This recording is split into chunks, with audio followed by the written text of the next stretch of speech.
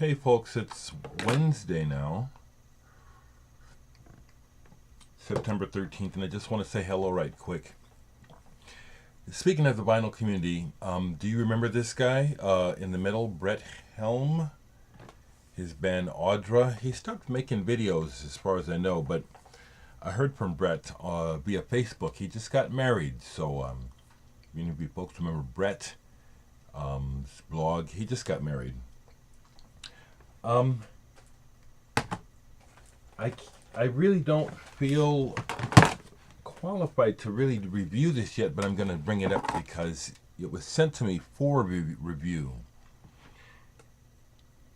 Helena Brachon and Elliot Sharp, Chansons du Crépuscule. This is a new release on the Public Eyesore label. I like and want to support the efforts of the label. This one is really difficult. That's why I haven't said any. That's why I've been hesitant to review it, because I don't quite get it yet, and I don't speak French. And there's a lot of spoken word on here and some singing that is very raw, okay? Now, I appreciate what Elliot's doing on the guitar pretty much all the time, but with the spoken word and the singing in French, I don't understand what's going on here or why. And so that's what I can say about it right now, but it's like I still have to explore this further. The other thing that Public Eyesore sent me, I can make a comment about as well, although I really need to listen to it. It's a cassette released, Punata, by Felipe Arata. This one is more immediately arresting. It's two side-long recordings made between February and March of this year on a mobile phone in Bolivia. Really what it sounds like is just like, it sounds like in one continuous field recording, but I haven't listened all the way through. But I will mention these, because these are the most recent things I've received. Now, something else happened recently. I'm a little embarrassed, so I hope you catch this, whoever sent it to me.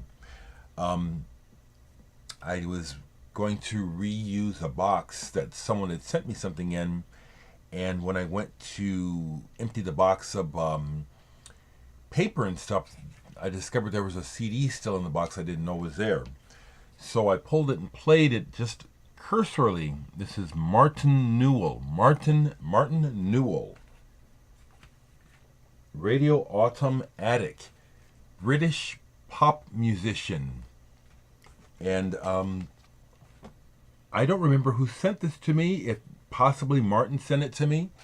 My initial play of it was my impression was good, but I've already forgotten who to mention that he reminded me of.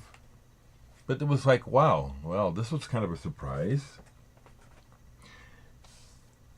The other thing I'll say is I'm getting ready to have a private record sale. What I mean by private is that I'm going to do it out of my home and by appointment only and people I know. And I'm mainly starting with my overflow. There's all kinds of stuff that I'm out of room for. Some of the stuff that I've been listening to and deciding whether or not to keep. For example, Grateful Dead, Live Dead. This is a classic album, classic live album. I may keep it, I may not. Some stuff that I'll probably keep is this contemporary classical, modern contemporary music that I actually do really quite like when I'm in the mood. Here's one, Paul Chihara, Japanese-American composer. Listen to this last night with Boel Nedlinger on double bass, Grass. Boel Nedlinger has played with on a lot of rock albums, double bassist, classically trained. This is deep stuff, so I'll be keeping this.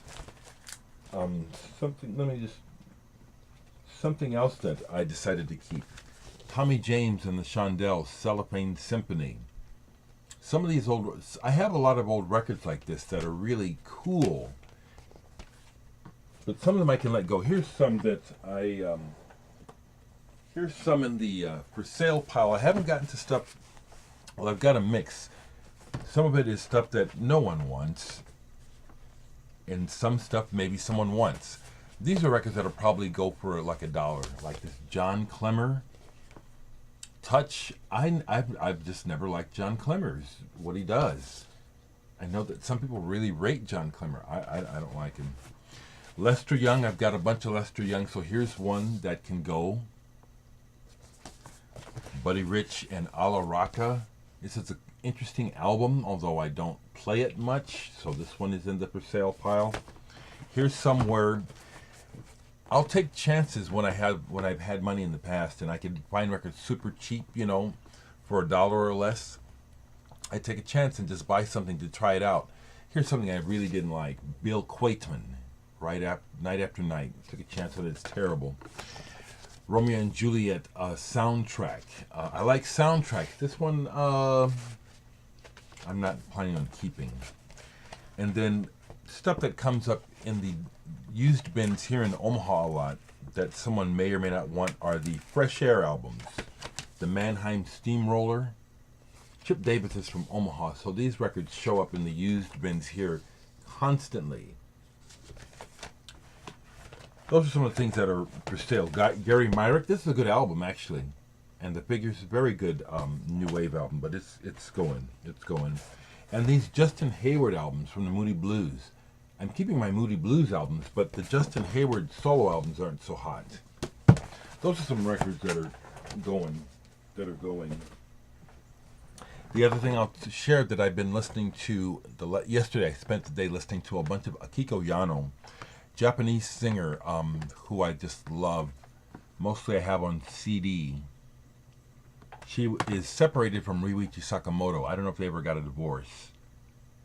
When she sings, it sounds like she's smiling all the time. I just love her voice. Something very playful and light about her. I've got a bunch of her CDs. Here's just some of them. I'll just show them. The titles are in Japanese, but I love her piano playing, her melodies. She's done a lot of work with the band Yellow Magic Orchestra, obviously, as well as David Sylvian in Japan, other great musicians. So here's an early album of hers that she made with the members of the band Little Feat, Japanese Girl. Good album. And then, as I told you a few days ago, Chris and Cozy of Throbbing Gristle on their Facebook page, their banner picture is of me and them.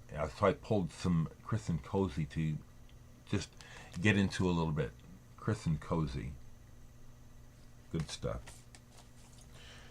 Okay, I just want to say hello.